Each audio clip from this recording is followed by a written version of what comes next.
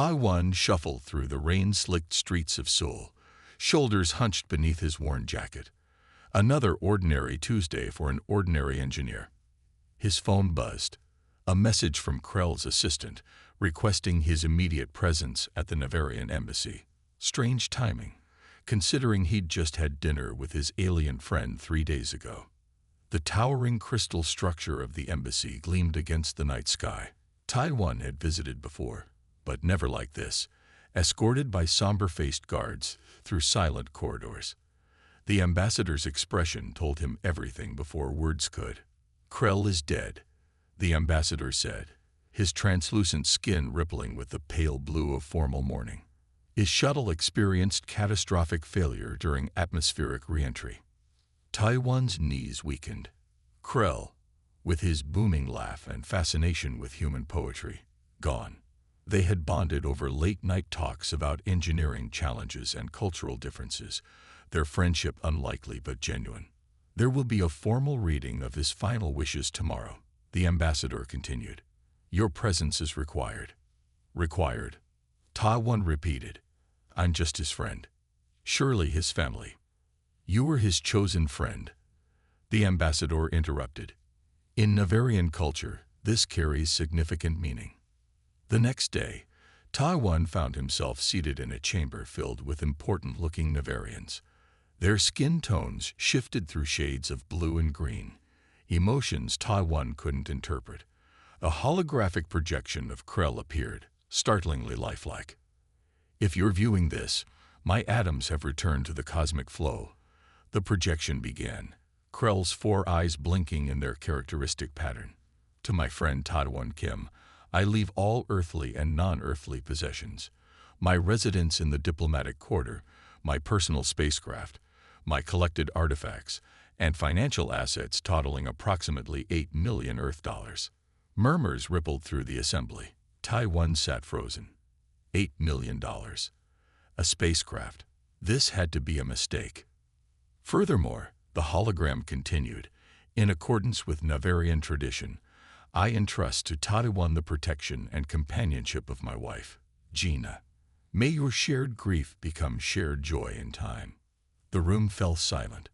Taiwan looked up to see a female Navarian rising from among the officials.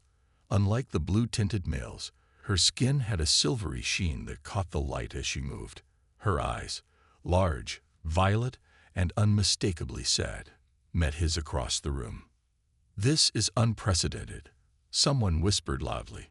"A human cannot fulfill the role of Shasmakar." The ambassador raised his hand for silence. Krell's wishes were properly documented and sealed. "According to our treaty with Earth, we must honor them." Taiwan found his voice. "There must be some mistake. I didn't know Krell was married. He never mentioned. Our union was recent." Gina spoke for the first time, her voice melodic despite the translation device, "and private, for reasons of diplomatic sensitivity." After the ceremony, Taiwan found himself in a sleek transport heading toward what was now apparently his home, a beautiful house overlooking the Han River. Gina sat opposite him, her posture perfect, her 4-fingered hands folded in her lap. "I understand this is shocking for you," she said when they were alone. "It was not my idea." "I don't understand any of this," Taiwan admitted. "Why would Krell do this?" "My husband trusted you above all others," Gina replied. "On our world, when someone dies, their closest friend becomes responsible for their family. It is a sacred trust. But I'm human. I don't know the first thing about Navarian customs or how to be a, whatever that word was." "Shasmakar," Gina supplied. "It means shield after death.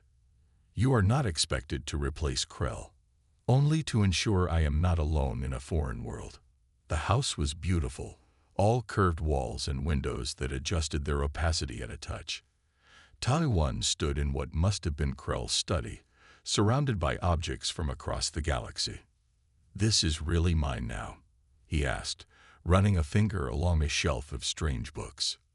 "Everything is yours," Gina confirmed from the doorway, "including responsibility for me." Taiwan turned quickly. "You're my property. I would never think of you that way.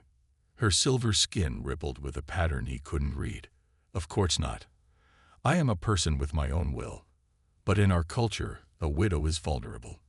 The Shasmikar provides protection, companionship, and, she hesitated, a home, if needed. Do you need a home? Don't you have family?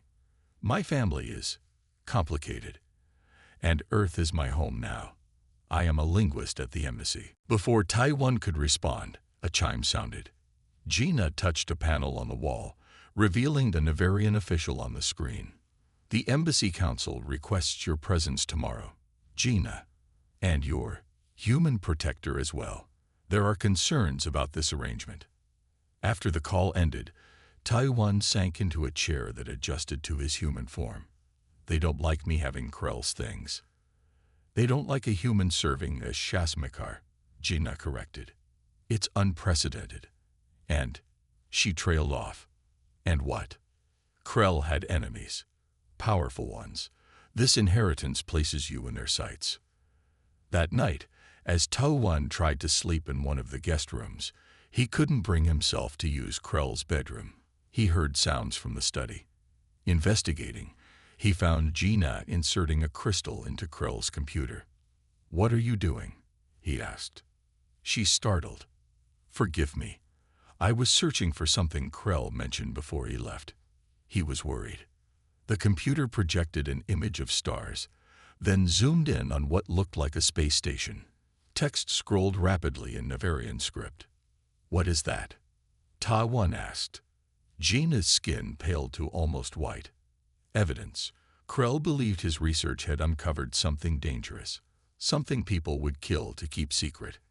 Kill. You don't think his shuttle accident was? I don't know, Gina whispered. But I believe we should assume nothing was accidental. She removed the crystal and handed it to Taiwan. This is why he chose you. Not just because you were friends, but because you have the skills to understand what he found. Taiwan stared at the small crystal in his palm. Yesterday, he had been an ordinary engineer with an alien friend. Today, he had inherited millions, a spaceship, and a beautiful alien widow who was suggesting his friend had been murdered. "Will you help me?" Gina asked, her violet eyes searching his face. "Will you be the shield Krell believed you could be?" Taiwan closed his fingers around the crystal. "I don't know if I can be what Krell wanted, but I owe him this much. I'll help you find the truth." Gina's skin sparkled with relief. "Then we begin tomorrow, after we convince the Embassy Council not to nullify your inheritance." As she left the room, Taiwan looked out at the Seoul skyline. Somewhere out there were answers, and possibly the people responsible for Krell's death. His ordinary life had vanished as completely as the rain clouds that had drenched him just yesterday. The Navarian embassy resembled an ice palace, all smooth curves and reflective surfaces that made Taiwan feel plain and out of place in his best suit. Gina walked beside him. Her silver skin adorned with intricate patterns he now understood were formal markings of mourning. 5 senior Navarians awaited them in a circular chamber, their blue-tinted skin shifting with emotions Taiwan couldn't interpret. "This arrangement is unprecedented," began the eldest, Ambassador Lorne. "A human serving as Shasmikar to a Navarian widow violates cultural norms established over 10,000 years." Taiwan cleared his throat. "With respect, Ambassador, I didn't ask for this role. Krell chose me." Krell was. The ambassador paused, searching for a diplomatic word. Unconventional. His fascination with humans was well known. But tradition exists for a reason. Gina stepped forward. "The law is clear. A Shasmikar chosen through proper ritual cannot be dismissed without evidence of unworthiness." Her voice remained steady, but Taiwan noticed her hands trembling slightly. Has Taiwan demonstrated unworthiness?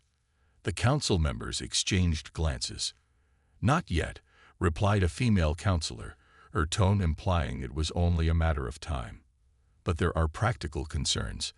Does he understand the obligations, the cultural nuances, the potential political implications?" "I'm willing to learn," Taiwan said. Krell was my friend. Ambassador Lorne's skin darkened. Friendship is not enough.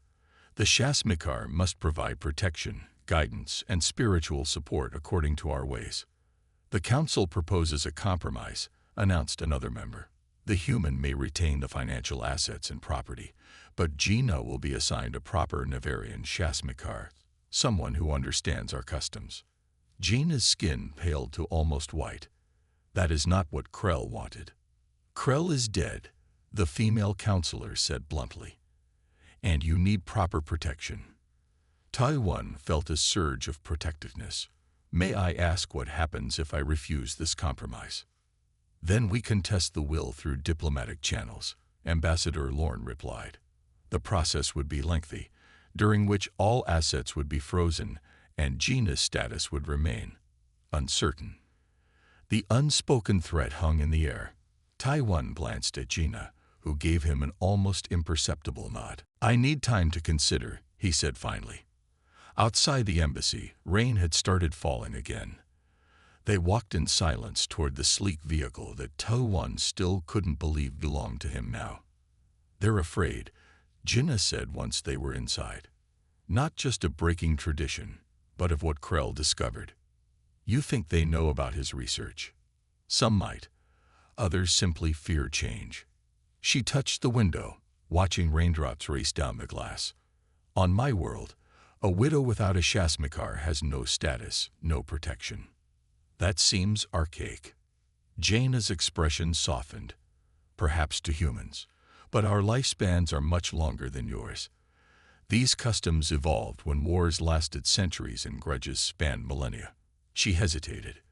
There is something else you should know. The role of Shasmikar is not merely protective. What do you mean?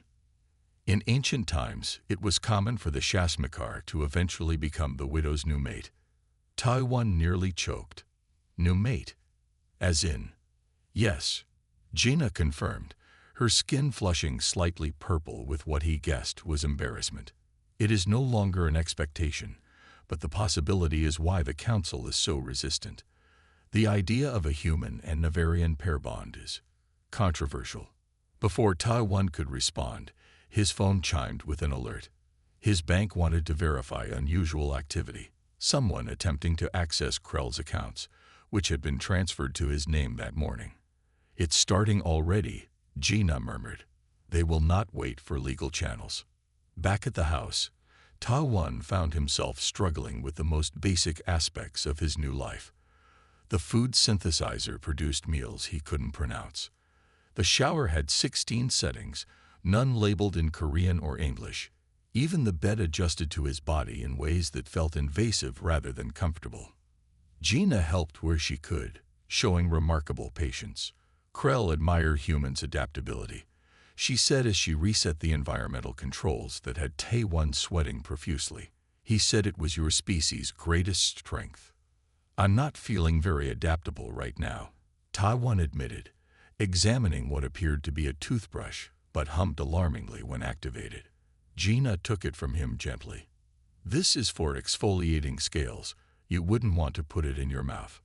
That evening, as they shared a meal of foods safe for both their species, Taiwan broached the subject they'd been avoiding. We need to examine that data crystal more carefully, he said. If Krell was murdered because of what he discovered, we're both in danger. Gina nodded. I've been thinking the same, but Krell's computer system is keyed to his biometric signature. I've been trying to bypass it, but maybe I can help, Taiwan offered. I'm an engineer, remember? Working together, they spent hours trying to access the crystal's contents. Taiwan's technical knowledge combined with Gina's understanding of Navarian systems slowly yielded results.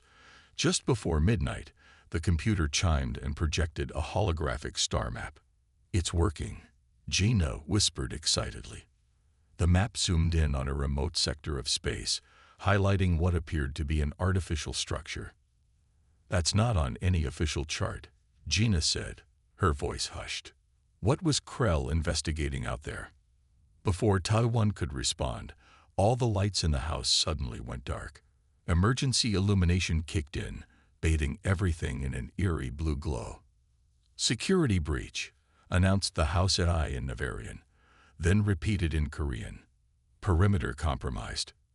Gina moved with surprising speed, extracting the data crystal and pressing it into Taliwan's hand. "Take this," she whispered. "The rear garden has an escape tunnel." Krell was always prepared. "I'm not leaving you," Taliwan protested. "You must," Gina insisted. "As my Shasmakar, your duty is to protect what Krell discovered. It's more important than either of us." Before he could argue further, they heard the sound of the front door being forced open. Gina pushed him toward a concealed panel in the wall. "Go," she urged. "I will delay them. We will meet at the secondary location Krell established. The place he took you 3 months ago." "The observatory?" Taiwan asked, remembering a night spent stargazing with Krell at a private facility outside the city. Gina nodded. "Tomorrow at sunset. Now go." As Taiwan slipped into the hidden passage, clutching the crystal that had cost his friend his life, he realized how quickly he'd gone from ordinary engineer to fugitive. Somewhere between inheriting millions and running for his life, he had accepted a responsibility that went far beyond cultural traditions or legal obligations. He was Gina's Shasmakar now, her shield against whatever dangers Krell had uncovered. And somehow, in less than 48 hours, protecting her had become more important than his own confusion or fear. Taiwan reached the observatory just as the sun dipped below the horizon. The small dome sat isolated on a hilltop outside Seoul, surrounded by pine trees that swayed in the evening breeze. His muscles ached from a night spent hiding in an internet cafe, trying to make sense of the fragmented data on the crystal using a borrowed laptop. He approached cautiously, remembering the night Krell had brought him here. "Humans look up and see stars," Krell had said. "Navarians look up and see home." It had been a rare moment of homesickness from his usually cheerful friend. A shadow moved near the entrance. Taiwan froze until Gina stepped into view. Her silver skin darkened with what appeared to be some kind of cosmetic to make her less noticeable. "You made it," she said, relief evident in her voice. "I was worried." "Who were they?" "The people who broke in." Gina glanced around nervously. "Inside. It's not safe to talk here." The observatory's interior was cool and dark. Gina activated the security systems, sealing the doors and engaging privacy screens that made the dome's transparent sections opaque. "They were Navarian security forces," she explained, "but not acting on official orders.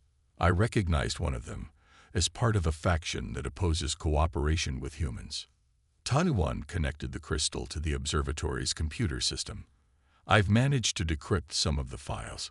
Krell was tracking shipments between Earth and a location not on any official star charts. The computer displayed shipping manifests, financial transactions, and surveillance images. Gina studied them intently. "These are components for quantum resonance technology," she said, pointing to lists of equipment. "Highly restricted. Navarians don't share this with any species." "What does it do?" "It can manipulate matter at a subatomic level. In peaceful applications, it creates new materials. But weaponized," she shuddered, "it could destabilize atomic structures from a distance." Taiwan scanned through more files. "According to this, both human and Navarian officials are involved. There's a research facility." He stopped as coordinates appeared. "It's here, on Earth, in the mountains north of here." Gina's eyes widened. "That's why Krell brought you here specifically. He knew the facility was nearby. He was planning to show you." The realization hung between them. Krell hadn't just been investigating. He'd been preparing to act, with Taiwan's help. "We need transport," Taiwan said, "and supplies." Gina touched a panel on the wall, revealing a hidden compartment. Inside sat emergency rations, weather-appropriate clothing, and a small device Taiwan didn't recognize. "Krell prepared for contingencies," she explained. "This is a short-range personal transporter. It can move 2 people up to 50 kilometers." Taiwan stared at the device. Like teleportation. That's real. Very energy-intensive and slightly dangerous, Gina admitted, but faster than hiking through mountains. They spent the night studying Krell's data and planning their approach. As they worked, Taiwan noticed how their initial awkwardness had faded.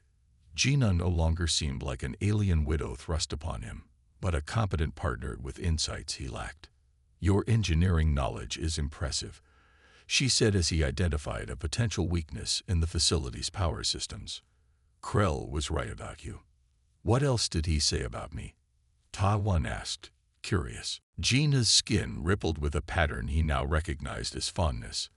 "That you see problems where others see impossibilities. That your mind works in unexpected ways." She paused. "That you were the only human he trusted completely." Morning brought clear skies and determination. They programmed the transporter with coordinates from Krell's files and stood close together as Gina activated the device. The world dissolved around them. Taiwan felt a sensation like being pulled through water, then sudden solidity as they rematerialized on a forested mountainside. "Ew," he groaned, fighting nausea. "That was unpleasant."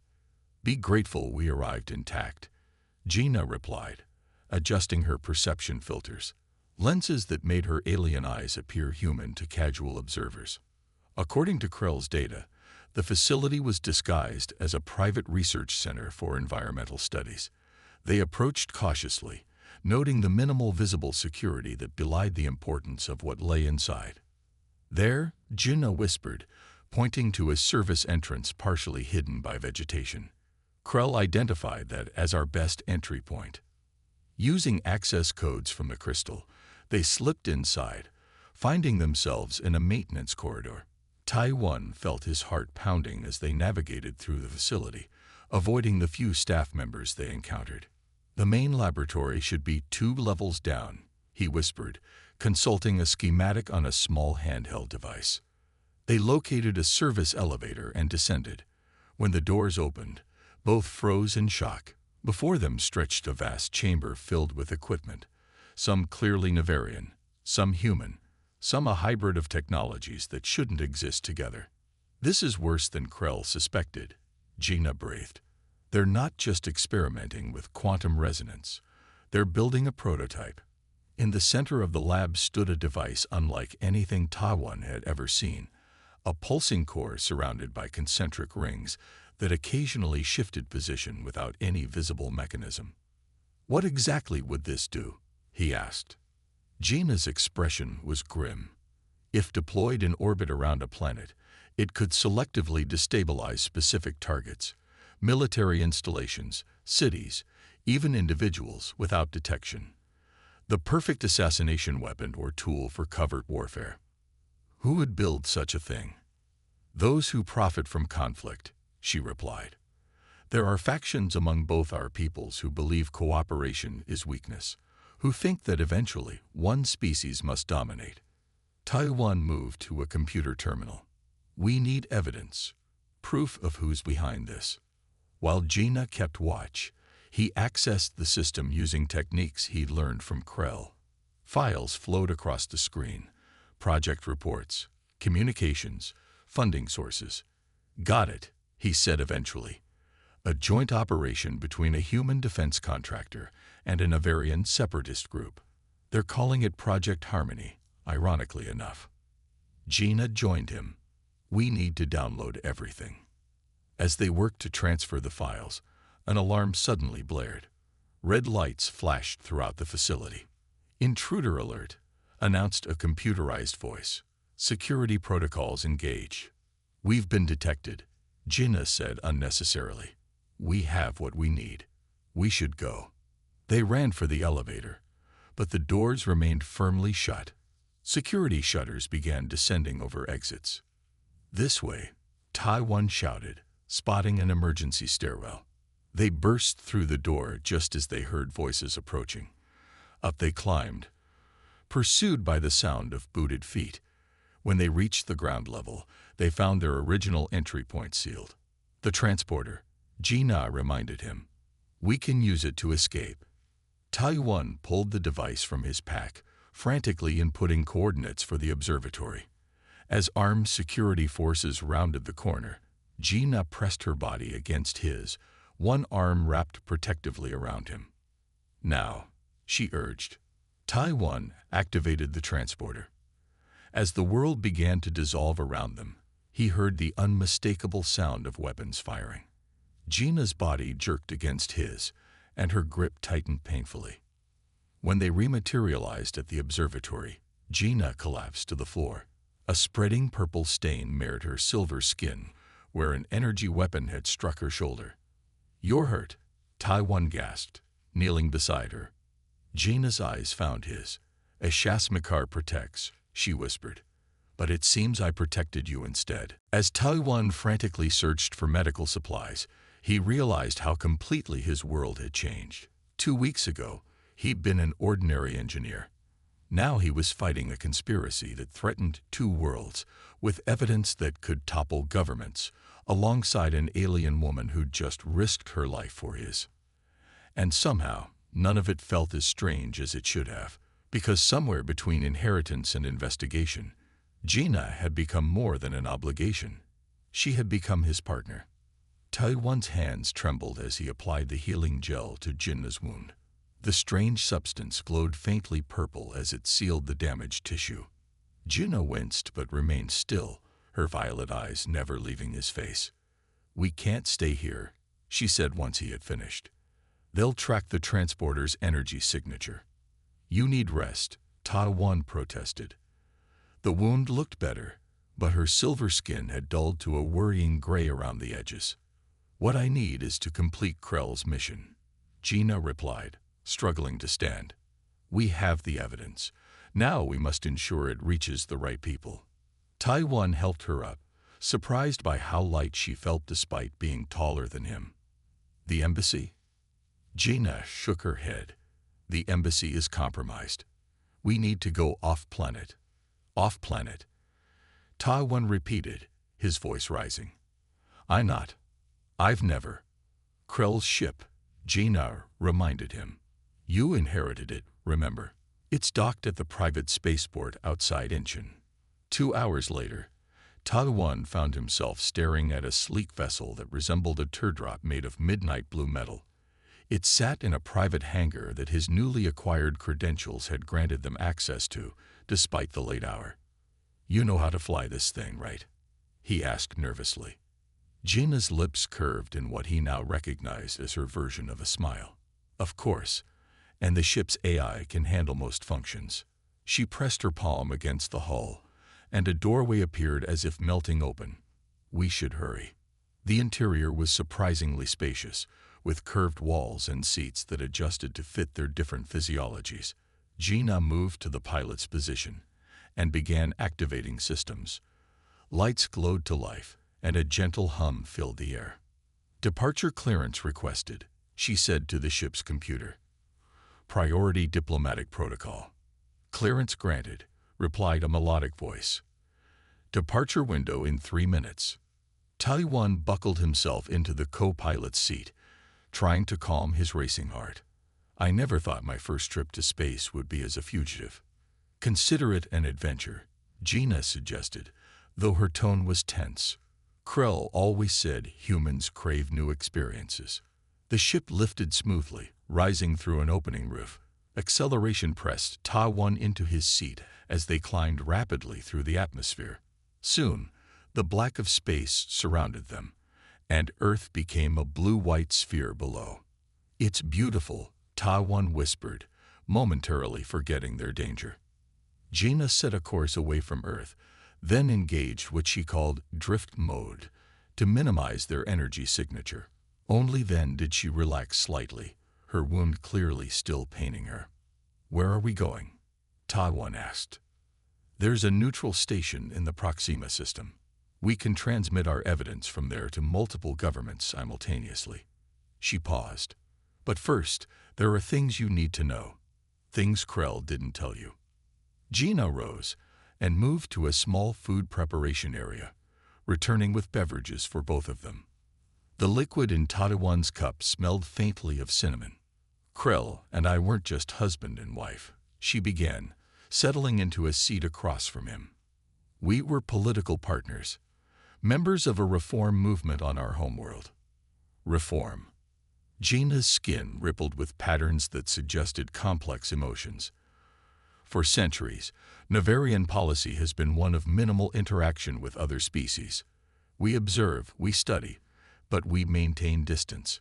Krell, and I believe this was a mistake. That mutual cooperation, especially with humans, could benefit both our peoples. That doesn't sound radical, Taiwan observed.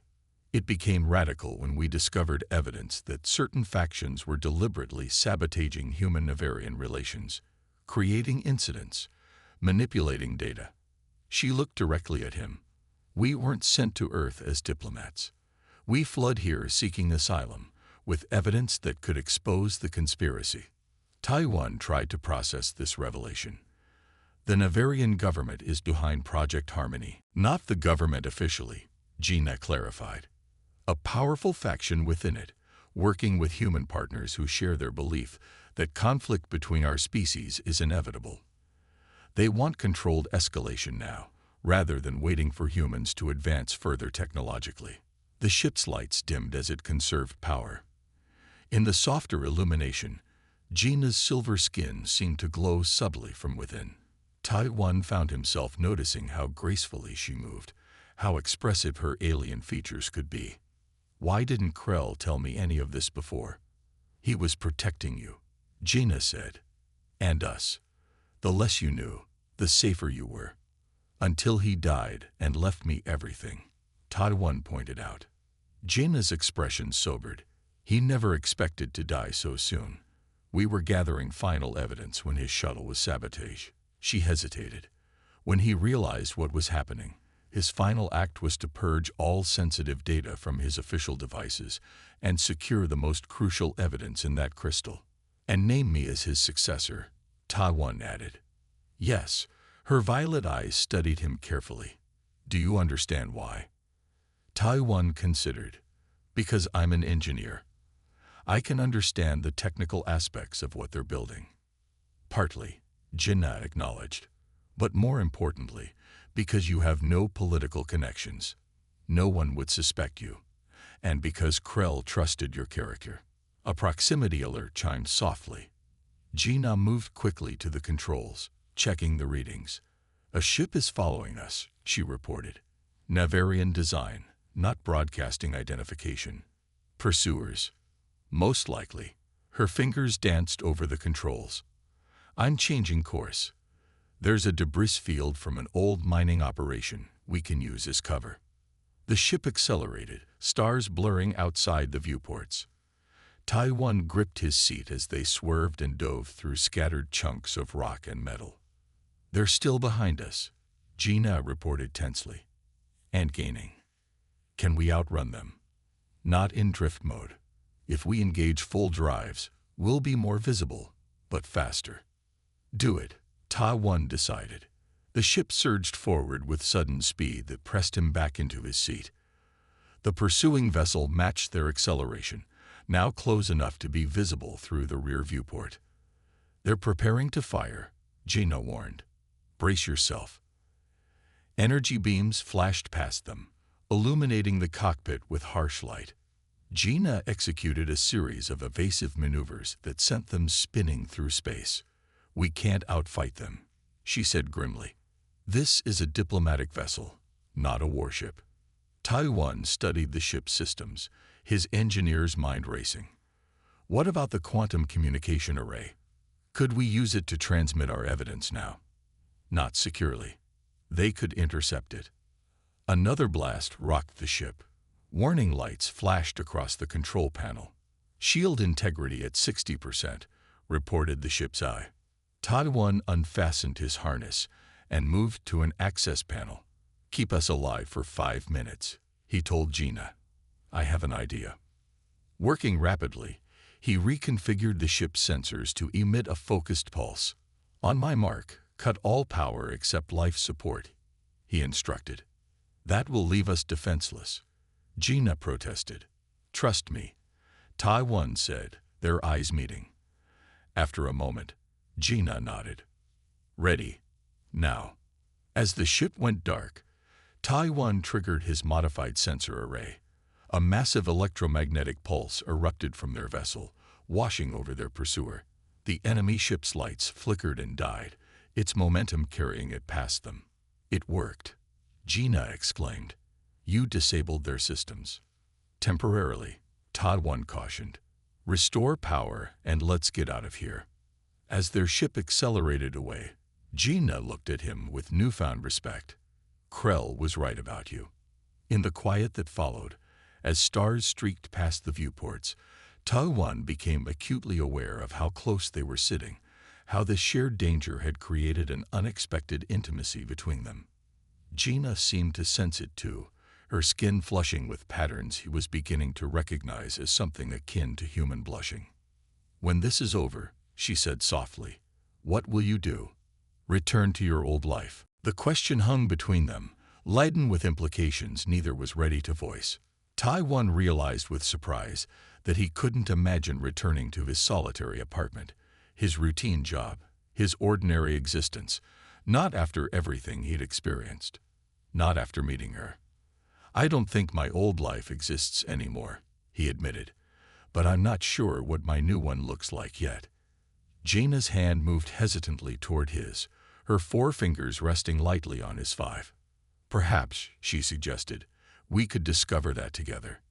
The Grand Assembly Hall of the United Earth-Nevarian Council gleamed under soft lights. Delegates from both species filled the circular chamber, their murmurs creating a gentle hum of anticipation.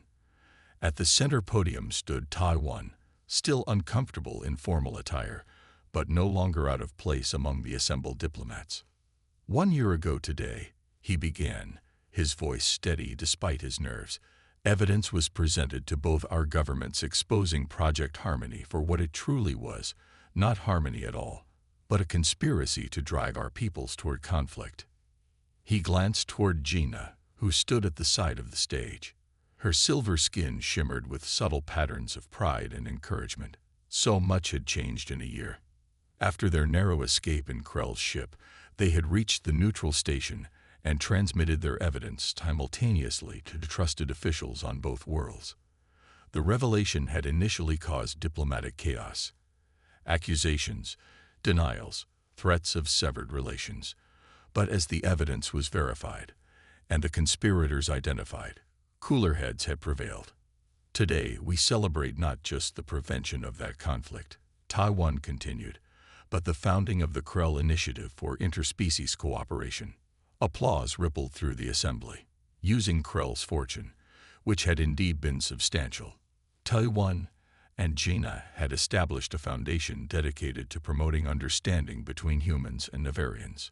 Their first project was already underway, a joint research facility focused on environmental restoration technology that both worlds could benefit from. Krell believed our differences were not obstacles but opportunities. Tai-1 said that by combining human adaptability with Nevarian wisdom, we could achieve more together than either species could alone. As he concluded his speech, Tai-1's gaze found Gina again. The formal occasion required dignity, but he couldn't help the small smile that formed when their eyes met.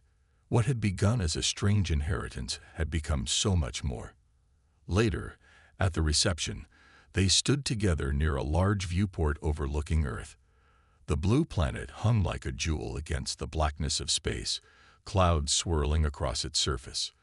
You spoke well, Gina said, her voice carrying the musical quality that Tai-1 had grown to love. I was terrified, he admitted. Public speaking was never my strength. Another way you've changed. Gina's skin rippled with affectionate amusement. The engineer who once hid in his workshop now addresses interplanetary assemblies. Ambassador Lorne approached them, his blue skin now marked with the golden patterns of his new elevated rank.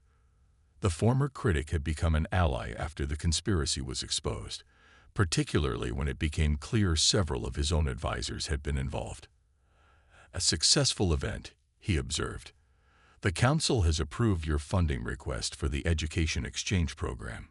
That's wonderful news, Gina replied. Thank you for your support. After the ambassador moved on, Taiwan led Gina to a quieter corner. Do you think Krell would be pleased with what we've accomplished? Gina considered. I think he would be surprised by how quickly events unfolded.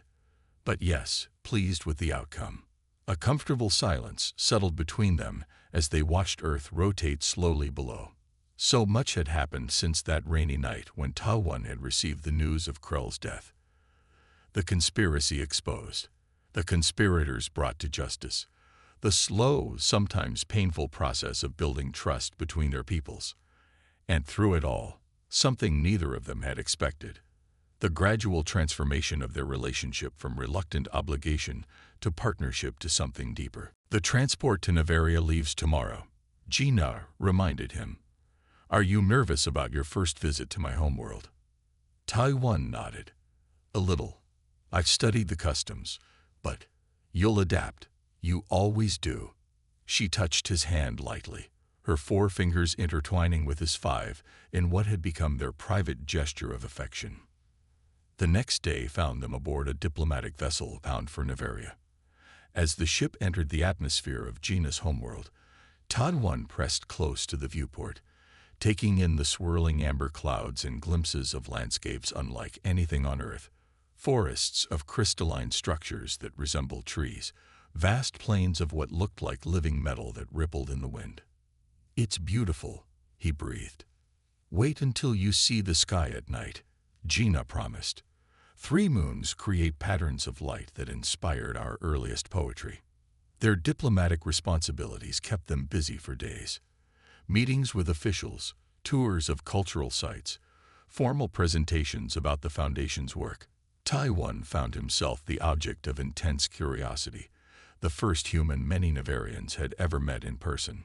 On their 5th evening, Gina took him to a private location away from the capital city, a small dwelling on a cliff overlooking one of Nevaria's silver oceans. The structure seemed to grow from the rock itself, its walls transparent on the ocean side to showcase the spectacular view. This was my family home, Gina explained as they stood on the terrace, before I joined the reform movement, before I met Krell. It's peaceful, Taiwan observed as waves crashed against the rocks below. I wanted to show you this place because... Gina hesitated, unusual for her normally composed demeanor. Because I wanted you to see where I came from, who I was before. The 3 moons rose as they talked, casting the landscape in shades of silver and blue. Gina pointed out constellations with names Taiwan struggled to pronounce, telling stories of Nevarian heroes and ancient beliefs. As the largest moon reached its zenith, bathing them in pale light, Gina turned to face him directly. There is a Nevarian tradition, she said, her voice soft but clear against the sound of the waves. When 2 people wish to form a lifelong bond, they share their deepest truth beneath the full moons. Taiwan felt his heart quicken. What is your deepest truth? Gina's skin glowed with patterns he had come to recognize as her most intense emotions. That what began as duty has become choice. That I would choose you, Taiwan, even if tradition and circumstance had not brought us together. The weight of her words settled around them like a mantle. Taiwan reached for her hands, holding them gently in his own. My deepest truth, he replied, is that I never believed in fate until I inherited a fortune, a spaceship, and a beautiful alien wife. His smile widened. Now I'm not so sure. Gina's laugh, a sound like crystal chimes, rang out across the silver waters. So poetic for an engineer. Later, as they stood together watching shooting stars streak across Nevaria's night sky, Taiwan reflected on the strange path his life had taken. From ordinary engineer to inheritor of an alien fortune. From reluctant chasmakar to devoted partner. From earthbound human to citizen of 2 worlds. Krell's final gift had not been wealth or property or even a beautiful wife. It had been possibility. The chance to live a life beyond the boundaries of what Taiwan had thought possible. As Gina's hand found his, their fingers intertwining in the gesture that had become as natural as breathing, Taiwan sent a silent thought of gratitude to his friend among the stars. For the inheritance that had changed everything. for the conspiracy that had brought them together, for the future that stretched before them, as vast and unexplored as the space between their worlds. "What are you thinking?" Gina asked, noting his contemplative expression. "That some inheritances can't be measured in money or property," Ta-One replied, "and that I'm very glad I was in Krell's will." Gina's skin glowed with patterns of happiness as she leaned against him. Above them, the 3 moons of Nevaria continued their ancient dance across the alien sky, witnesses to a new beginning that crossed the boundaries between worlds.